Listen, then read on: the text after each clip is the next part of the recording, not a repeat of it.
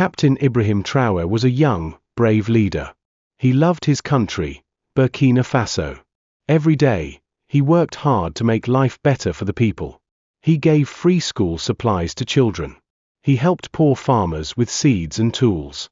He made roads better. He told soldiers to protect villages from terrorists.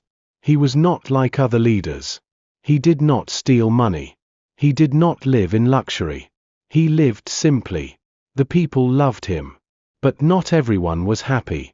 Deep inside the military, in quiet corners and closed offices, some men were angry.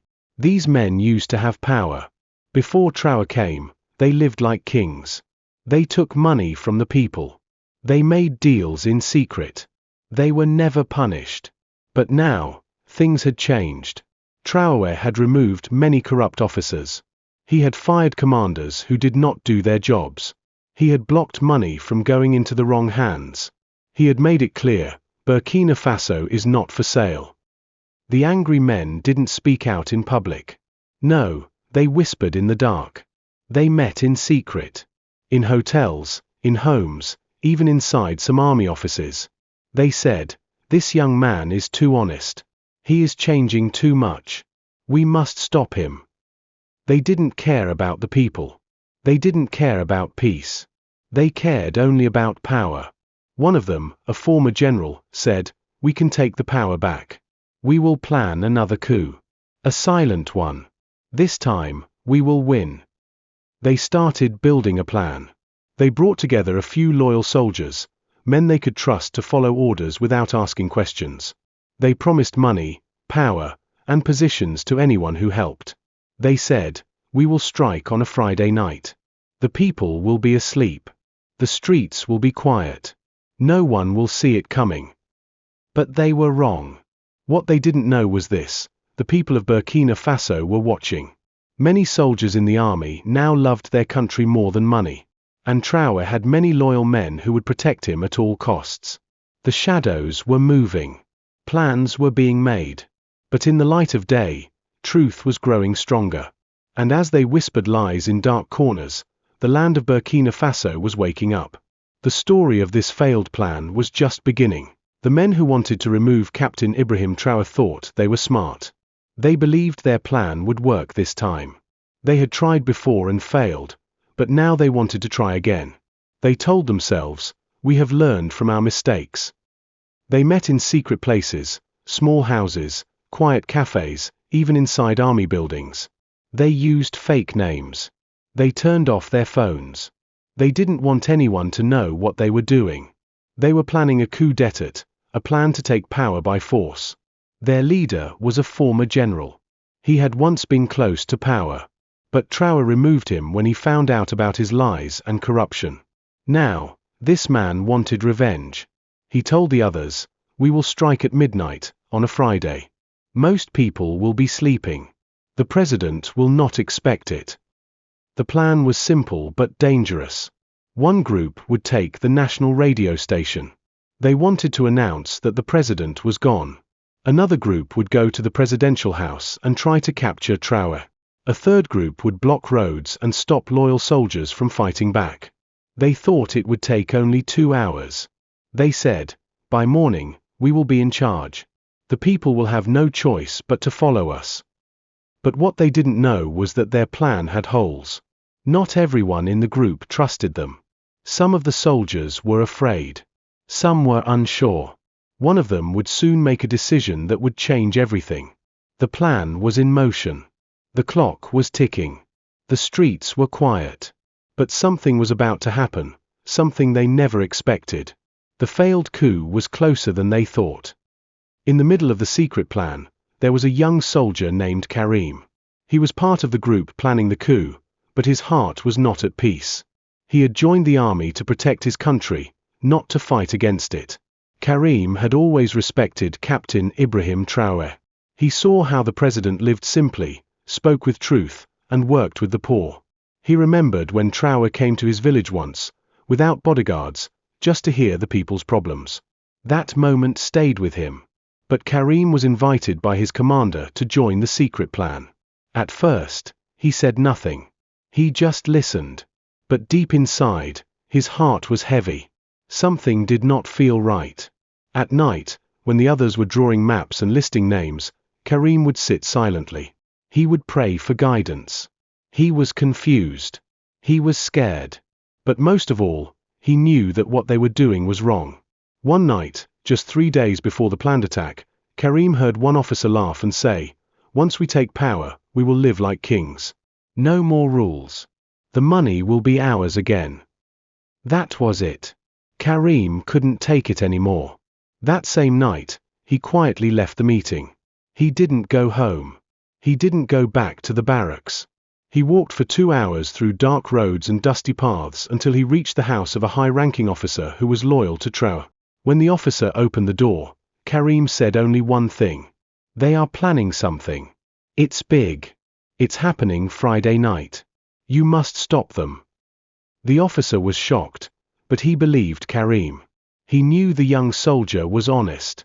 He quickly made a call to the presidential security team. That night, Captain Traoré was informed. But he didn't panic. He sat quietly, then said, "God has shown us the truth. We now prepare in silence. Let no one suspect we know." Karim was moved to a safe house. His name was kept secret. He had just saved his country. The very people who thought they were moving in secret had just been exposed by one man with a clean heart. Now the game had changed.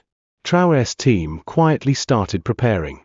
They strengthened security at key locations. They watched the roads. They followed every step the plotters made. The enemies were still walking in the dark. But the light was already watching them.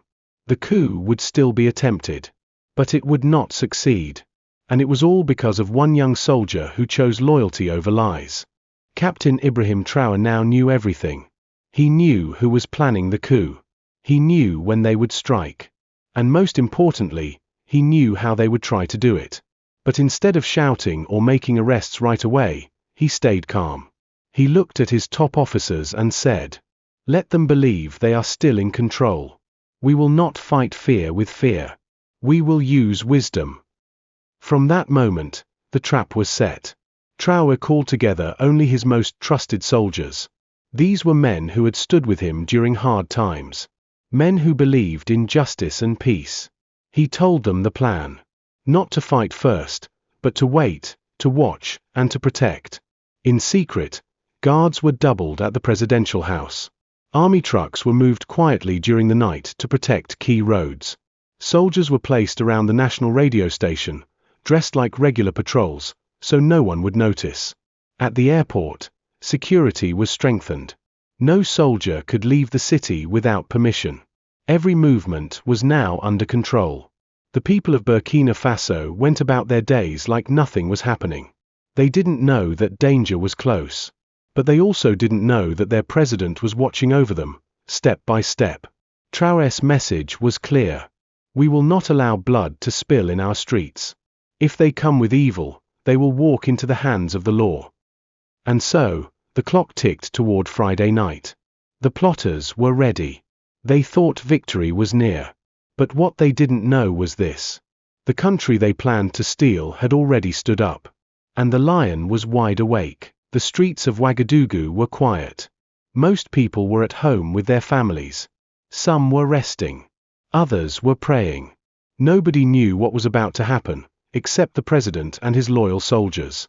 The plotters were ready. Their leader, the former general, stood in the shadows, whispering final instructions. He was smiling. He believed that power would be his again before sunrise. At exactly 12 o'clock midnight, the plan began. The first group, wearing stolen uniforms, drove quickly to the national radio station. They planned to force the workers to broadcast a message. President Ibrahim Traoré has been removed. A new government is now in charge. They thought it would be easy. But as soon as they reached the gates, bright lights came on. Dozens of armed soldiers were waiting in silence. Guns were already pointed at them. "Drop your weapons," a voice shouted. The coup group froze. Some raised their hands. Others tried to run but were quickly surrounded. They had walked straight into a trap. The second group went to the presidential house. They had maps, codes, and even fake ID cards. They thought they could enter without problems. But before they reached the front gate, their car was blocked by a military truck. Soldiers jumped down and surrounded the vehicle. The driver tried to escape in reverse, but it was too late. The tires were shot out. The men inside were dragged out and arrested on the spot. The third group had gone to block roads leading to the military base. But every road they tried to block had already been secured. Loyal soldiers were everywhere, hidden in plain sight. These coup plotters didn't even get the chance to act. They were caught before they could raise a single hand. By 1:30 a.m., the coup had completely failed. Not a single bullet was fired by the rebels.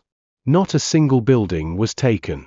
Their dream of stealing power disappeared in the darkness they had trusted so much. Captain Ibrahim Traoré stayed inside the presidential house that night. He didn't run. He didn't hide. He prayed. He waited. When he received the final message from his security chief, "It is finished. All of them are in custody." He closed his eyes and whispered, "Thank you, God. Thank you, Burkina Faso." Outside, the city remained quiet. The people were still asleep. But by morning, they would wake up to the truth. Another coup had failed. Their country was still standing strong. And once again, Ibrahim Traoré had proven that real power comes not from fear, but from faith, wisdom, and the love of the people. The next morning, the sun rose peacefully over Ouagadougou. Birds sang. Children got ready for school. Women walked to the market. Life looked normal. But something had changed. The radio station, which the plotters had tried to capture, made the first announcement at 7 a.m. The voice of the news anchor came through clearly. A coup attempt has failed. President Ibrahim Traoré is safe. The army remains loyal to the people. The situation is under control. People in their homes stopped what they were doing. They turned up the volume. Within minutes, the whole city was talking. Phones were ringing. Neighbors gathered in small groups. Men raised their fists. Women lifted their hands in praise. One man in the market shouted, "They tried again, but God said no." All across the country, the story spread like wildfire. From Bobo Dioulasso to Kaya, from Fada Ngoma to Gowa, the people celebrated. They knew what could have happened. They remembered past coups, times of confusion, fear, and pain. But this time, they had a leader who stood firm. In the streets, people sang and danced. Some held signs that said, "No more coups. We stand with Traoré. Burkina Faso belongs to the people." The army was everywhere, not to scare the people, but to protect them. The soldiers greeted citizens, smiled, and stood proudly. The people were no longer afraid of uniforms. They had seen the truth. Many thanked the soldiers. Some even brought them food and water. Mothers held their children and said, "This is the Burkina Faso we prayed for." The air was full of joy and strength. It was clear, this was not the same country as before. The people had woken up. And this time, they stood together, not behind fear, but behind a leader they trusted. Later that same day, the people of Burkina Faso gathered around their radios and TVs. Everyone was waiting to hear from one person, Captain Ibrahim Traoré. At 5 p.m., he appeared on the national television. He was dressed in his military uniform. His face was calm, strong, and peaceful. He looked straight into the camera and began to speak. "My dear brothers and sisters," he said. "Last night, a small group of traitors tried to take away your future. They wanted to destroy our country's peace and return to the old ways of corruption, fear, and lies. But they failed." He paused for a moment. Then he said something that touched every heart in the nation. "They failed because you, the people, have already chosen the path of truth. They failed because our soldiers chose to protect, not destroy. They failed because God is on the side of justice." The president thanked the loyal soldiers. He gave special honor to the brave young man who revealed the plot. He didn't say Karim's name, but everyone knew it was someone with great courage. He promised that justice would be done, but he also reminded the nation, "We do not hate. We do not take revenge. But we will not allow evil to lead this land again. People clapped in their homes. Some cried. Others raised their fists in the air. He ended his speech with words that would be remembered for a long time. Burkina Faso belongs to its people. No one will take it from us, not with bullets, not with lies. We are awake now.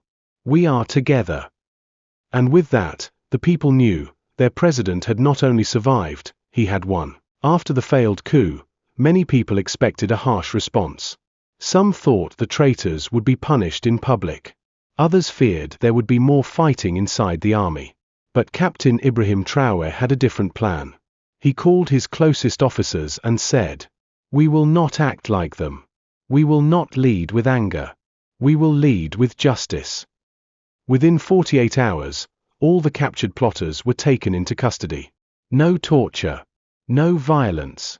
They were treated fairly but firmly. Each one was questioned. Each one was given a chance to speak. Some of the men cried. Some begged for forgiveness. Others stayed silent. But justice had already begun. The former general, the one who led the plan, was shown no special mercy. He was charged with treason, betraying his country. A fair military trial was announced. It would be done in public, so the people could see that this government had nothing to hide. Traoré told the nation, "We will not kill to prove our strength. Our strength is in our unity and law." The people respected this. They knew the old leaders would have acted with fear and blood. But Traoré showed them something new: discipline, order, and compassion. International news began to talk about Burkina Faso. Some were surprised. Others were proud. Many African youth said, "This is the kind of leadership we want." Across the country, peace was returning quickly. The markets were busy again. Soldiers were back to their duties. Children laughed in the streets. But one thing was clear: Burkina Faso had changed. Not only because a coup failed, but because the response showed a new spirit: justice without revenge, power without fear, leadership with heart.